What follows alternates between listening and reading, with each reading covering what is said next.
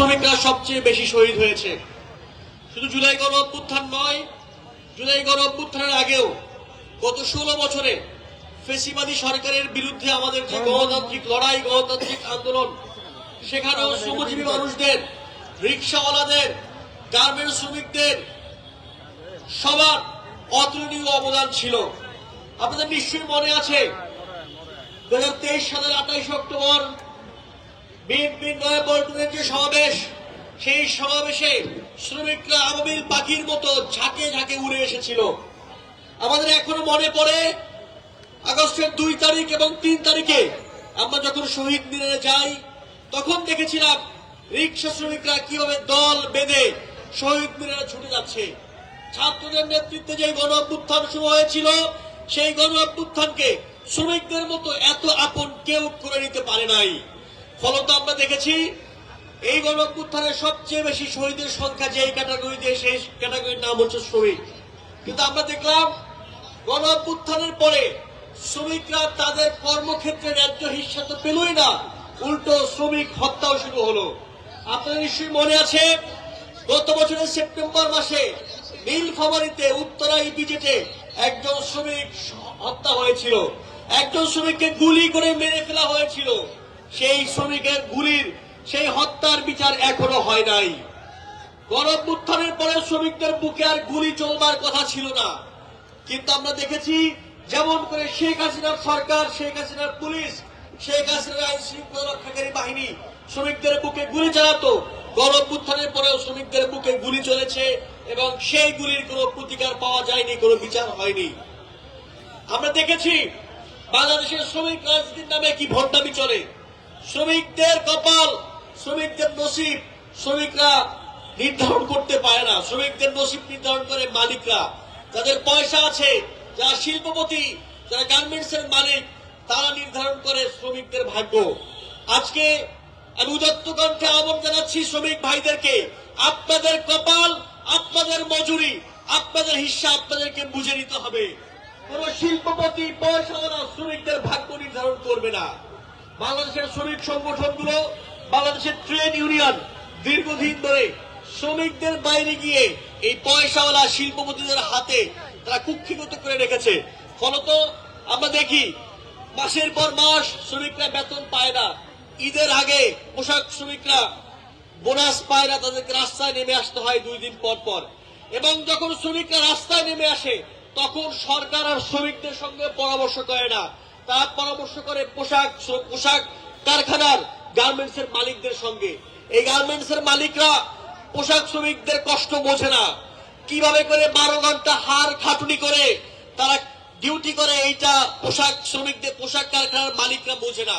ফলত আমাদের সরকার যেই পন্থায় শ্রমিকদেরকে ডিল করতে চায়, এইটা সঠিক পন্থা না। সরকার শ্রমিকদের ব্যাপারে কি পলিসি নিবে, এটা শ্রমিকদের থেকেই শুনতে হবে, এইটা গার্মেন্টস এর মালিকের থেকে শুনলে হবে না। আমরা একই রকম অবস্থা দেখেছি, ট্রেড ইউনিয়ন গুলো সরকারের পাঁচটা গোলাম হয়ে যায়। আবার সরকারও ওই ট্রেড ইউনিয়নের উপরে নির্ভরশীল থাকে, কারণ সরকারের সকল মন্ত্রীরা, সকল এমপিরা, সকল নেতারা আবার ওই পোশাক কারখানার মালিকদের থেকে চাঁদা খায়। ফলত এইখানে একটা সম্পর্ক তৈরি হয়, যারা মালিক পক্ষ তারাও সরকারকে টাকা দেয়, চাঁদা দেয়, আবার সরকার ওদেরকে নানা সুযোগ সুবিধা দেয়। মাঝখান থেকে ভুক্তভোগী হয় আমাদের শ্রমিক ভাইরা, শ্রমিক বোনেরা। তারা ঠিক মতো বেতন পায় না, তাদের বুকে গুলি চালানো হয়। আমাদের আজকে থেকে এই লড়াই শুরু করতে হবে। বাংলাদেশ রাষ্ট্রে শ্রমিকদের ব্যাপারে যে সিদ্ধান্ত হবে, যে পলিসি হবে, সেটা ঠিক করতে হবে শ্রমিকদের সঙ্গেই কথা বলে। কোন শিল্পপতি যে সরকারের মন্ত্রীকে চাঁদা দেয়, এরকম কোন চাঁদা দেওয়া লোকদের সঙ্গে পরামর্শ করে শ্রমিকদের ব্যাপারে কোন পলিসি ঠিক করা যাবে না। একই সঙ্গে গণ অভ্যুত্থানের পরে 284 জন শ্রমিক, আমার স্পষ্ট মনে আছে, আমি একাধিক শ্রমিক শহীদ পরিবারকে ইন্টারভিউ করেছি। একজন ব্যক্তি কলা বিক্রি করতে গিয়েছেন রংপুরে, সেদিন তিনি একজন কলা বিক্রিওয়ালা ছিলেন, সেদিন তার বিবাহ বার্ষিকী ছিল, কলা বিক্রি করতে গিয়ে শহীদ হয়েছেন। তিনি আর বিবাহ বার্ষিকীতে তার বউয়ের সঙ্গে দেখা করতে পারেননি।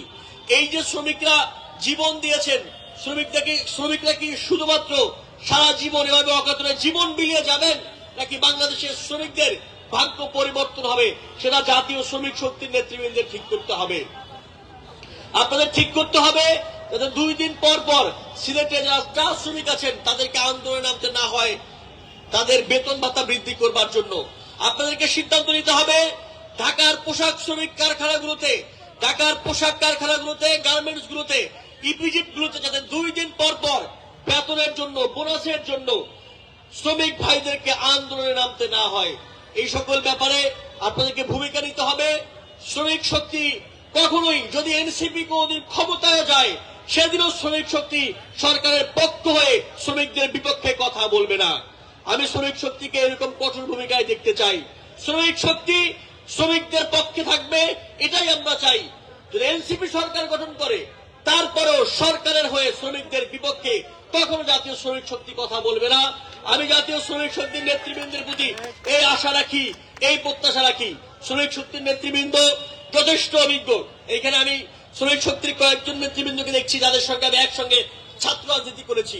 কত তারা জানেন শ্রমিকদের ব্যথা কি, তারা শ্রমিকদের সঙ্গে কাজ করেছেন। আমরা ছাত্ররা শ্রমিকদের পক্ষে আছি। জুলাই গণ অভ্যুত্থানে যেমন করে ছাত্র শ্রমিক সংহতি হয়েছিল, এই সংহতি আমরা আমাদের জীবন দিয়ে হলেও রক্ষা করব। ছাত্র শ্রমিক এই সংহতি আজীবন থাকবে।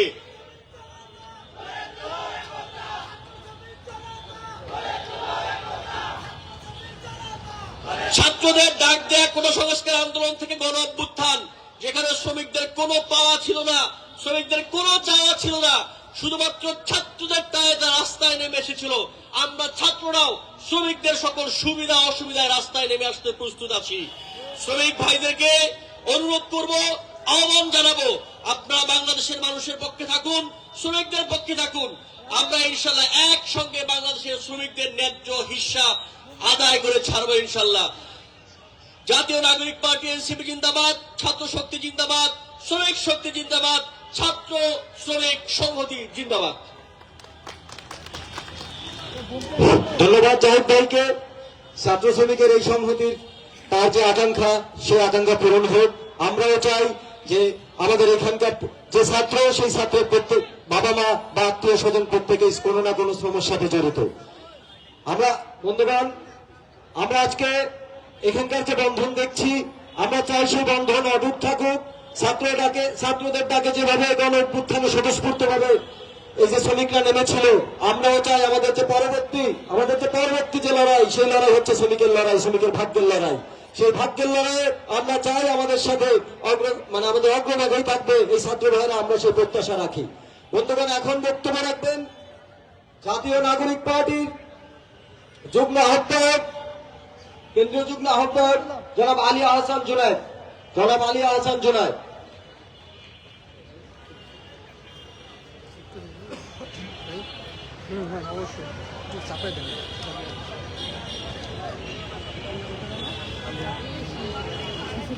বিসমিল্লাহির রহমানির রহিম।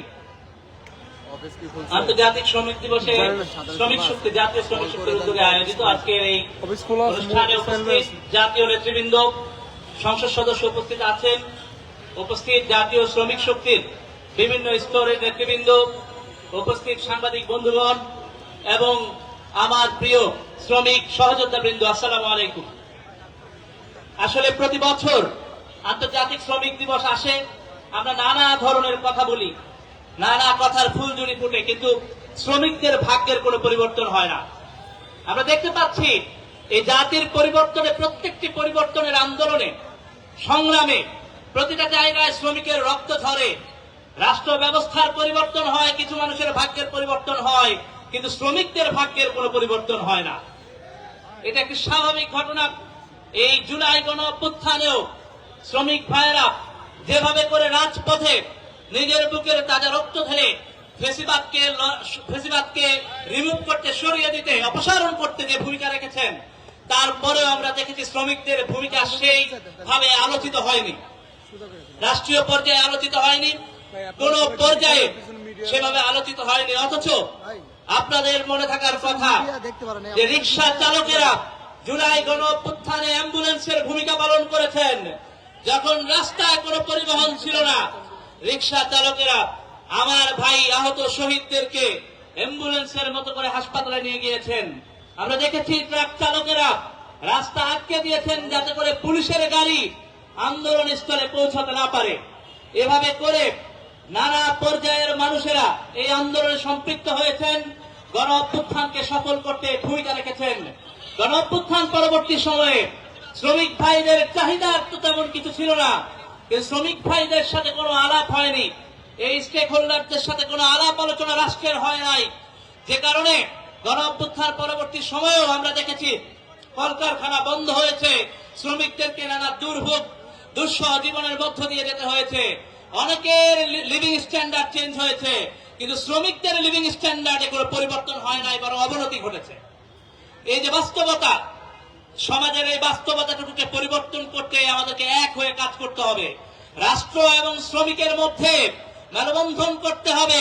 শ্রমিকের ন্যূনতম ন্যায্য মজুরি সেটা নির্ধারণ করতে গিয়ে আমরা যে লেভেলের কৃপণতা দেখি, যে লেভেলের কৃচ্ছতা দেখি, এই কৃচ্ছতাকে ভেঙে শ্রমিকদের ন্যূনতম জীবন মান নির্ধারণে একটা ন্যূনতম মজুরি আমাদেরকে নির্ধারণে অগ্রসর হতে হবে।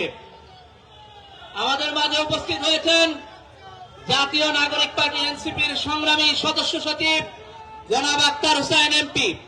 আমাদের এই প্রোগ্রামের পক্ষ থেকে জনাব আক্তার হোসেনকে এই প্রোগ্রামের পক্ষ থেকে অভিনন্দন জানাই।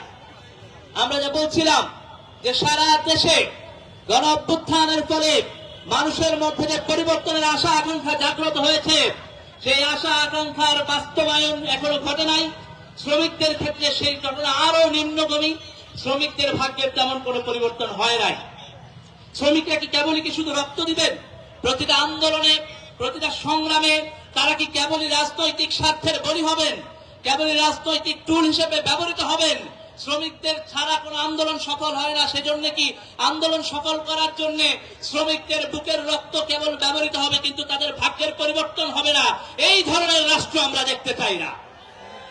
এই রাষ্ট্র ব্যবস্থাকে ভেঙে রাষ্ট্রের প্রকৃত মালিক যারা জনগণ, শ্রমিকেরা, এই শ্রমিকদের হাতে রাষ্ট্রকে পৌঁছে দিতে হবে।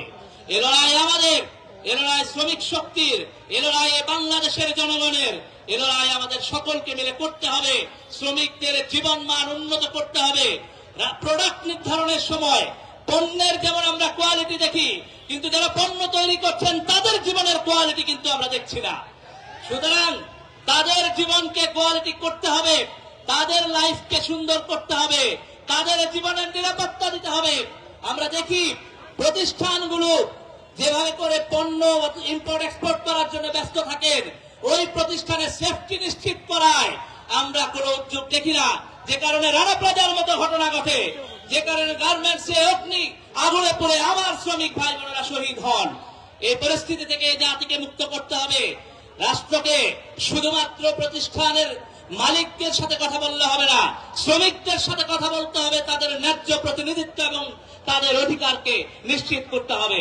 সুতরাং আমরা মনে করি জাতীয় শ্রমিক শক্তি এই আয়োজনটি তাদের এই বার্তা পৌঁছে দিতে চায় এই আয়োজনের মধ্য দিয়ে, যে শ্রমিকদের সাথে যে লড়াই, শ্রমিকদের যে লড়াই, এটা আসলে আমার আপনার বাংলাদেশের লড়াই, বাংলাদেশের মানুষের নাগরিক অধিকার আদায়ের লড়াই।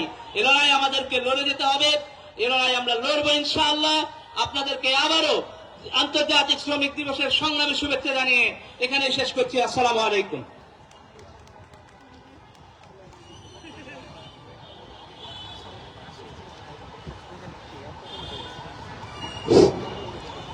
বন্ধুগণ, আমরা জানি শ্রমিকের জীবনের যে গল্পগুলো আমাদের শোনানো হয় প্রত্যেক দিনের শিরোনামে আসে, সেগুলো হচ্ছে শ্রমিক পুড়ে মারা যাচ্ছে, শ্রমিক কারখানার বন্দি শিবিরগুলোতে সে তার নিদারুণ যে জীবনযাপন, তার যে সংকট, তার সমস্যা, তার গল্পগুলো আমাদের এখানে শিরোনাম হয়। কিন্তু তার ভাগ্য পরিবর্তনে আমাদের এখানকার কার্যকরী ওই 52 বছরে 54 বছরে কোনো কার্যকরী ভূমিকা পালন করে নাই আমাদের যে ক্ষমতাসীন দলগুলো। এবং আমরা বলতে চাই যে নতুন রাজনীতির কথা বলা হচ্ছে, সেই নতুন রাজনীতির ভিতরে আমরা কোনো আলামত পাচ্ছি না যে শ্রমিক শ্রেণীর ভাগ্য পরিবর্তন হবে। আমরা চাই শ্রমিক শ্রেণীর ভাগ্য পরিবর্তন হোক, এটা কোনো দয়া না। শ্রমিকই এইখানকার ভর কেন্দ্র বাংলাদেশের, কারণ বাংলাদেশের অর্থনীতি টিকিয়ে রেখেছে 3 শ্রেণীর শ্রমিক। আমাদের কৃষক, আমার কৃষকের মেয়ে হচ্ছে প্রবাসী শ্রমিক এবং আমার কৃষকের সন্তান যে হচ্ছে আমার গার্মেন্টস শ্রমিক। তাহলে আমাদের এইখানকার টোটাল অর্থনীতি নিয়ন্ত্রণ করে যে শ্রমজীবী মানুষ, সেই শ্রমজীবী মানুষের ভাগ্য নিয়ে রাজনৈতিক নেতারা লুকোচুরি খেলবে, আমরা সেটা বন্ধ করতে বলি। আমরা চাই শ্রমিকের ভাগ্য উন্নয়নে এবং নেতাদের গতি পাকাপোক্ত করতে শ্রমিককে প্রয়োজন হবে, শ্রমিকের ভাগ্য উন্নয়নেও আপনাদের ভূমিকা রাখতে হবে। এখন বক্তব্য রাখবেন জাতীয় কৃষক শক্তির প্রধান সমন্বয়কারী জনাব সাইদ উজ্জ্বল। সাইদ ভাইকে আমি আসতে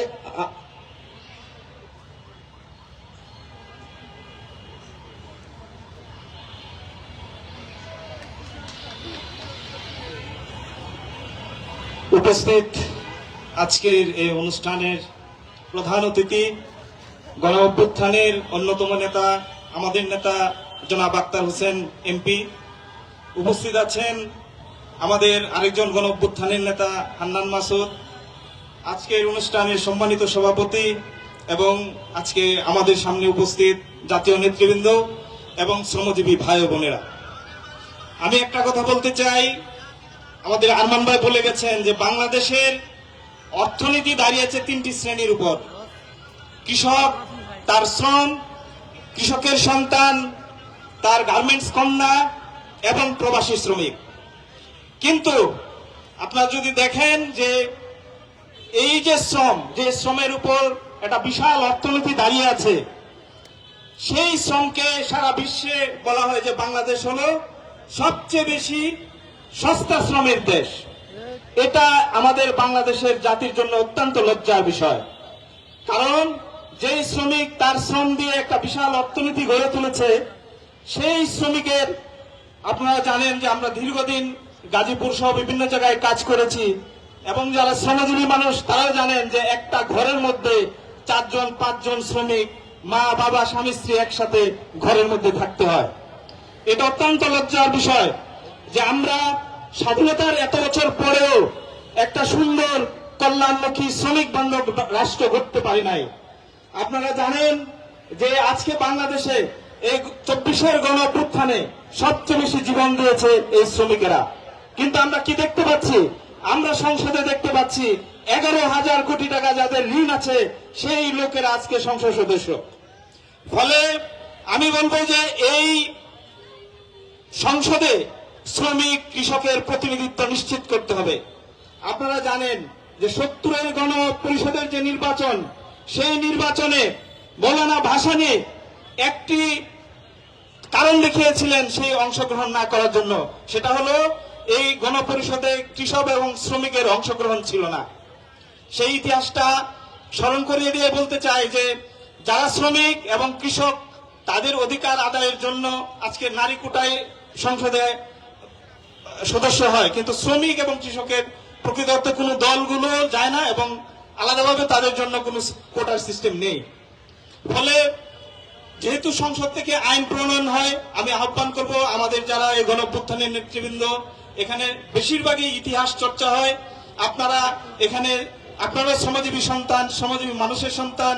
এখানে শ্রমজীবী মানুষের যে দুঃখ কষ্ট, আপনারা জানেন যে হাওর ডুবে যাচ্ছে, হাওরের 50% ধান এখনো পানির নিচে, এবং যখন ধানটা প্রথম উৎপন্ন হওয়ার পরে বড় ধানটা তখন 500 টাকা 700 টাকা মন তারা বিক্রি করতে বাধ্য হয়েছে, এবং বাকি ধান এখন পানির নিচে।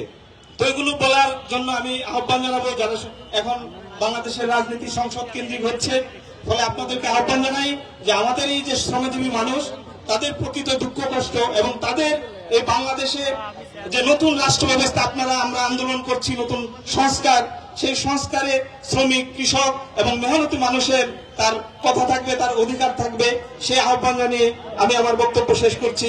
ইনকিলাব জিন্দাবাদ।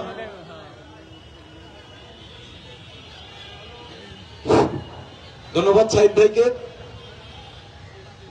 বন্ধুগণ, এখন বক্তব্য রাখবেন জাতীয় নাগরিক পার্টির কেন্দ্রীয় সংগঠক মোহাম্মদ আব্দুল্লাহ আল মহিম। আব্দুল্লাহ আল মহিম।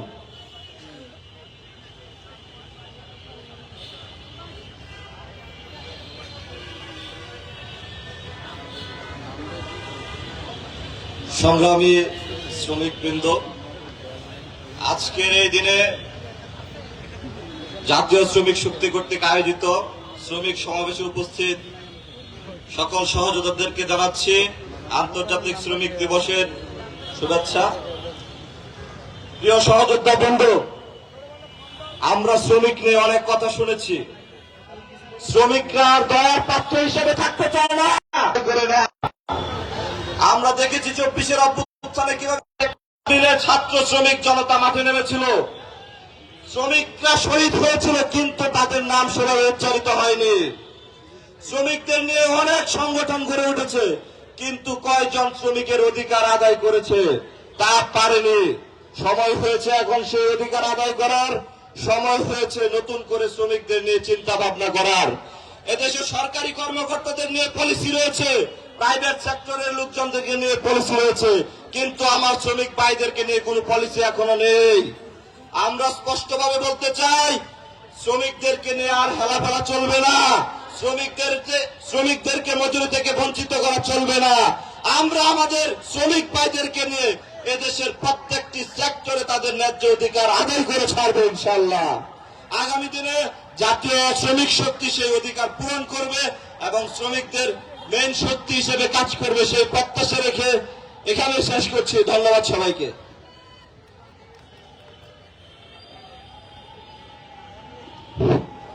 ধন্যবাদ।